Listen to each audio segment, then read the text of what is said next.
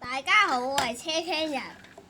今日我哋介紹嘅就係巴士衝紅綠燈嘅紀錄。呢個人就車廳人，佢見到有一架巴士，呢度係黃燈，呢度係紅燈，就衝過去。再睇多一次，好唔應該啊！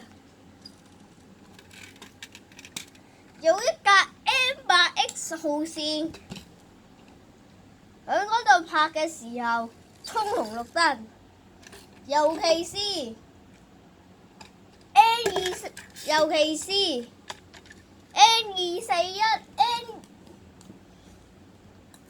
N237同埋 M8P 都有試過衝紅綠燈。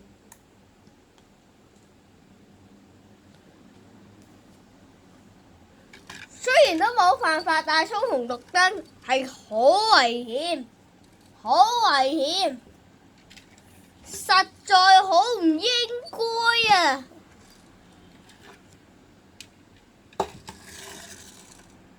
好危險，最後響泰安樓先至停駛，好唔應該啊！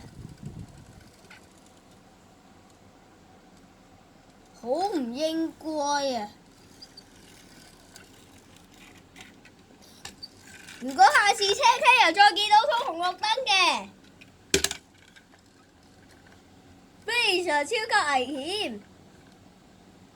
從此以後再衝紅綠燈嘅，知味道。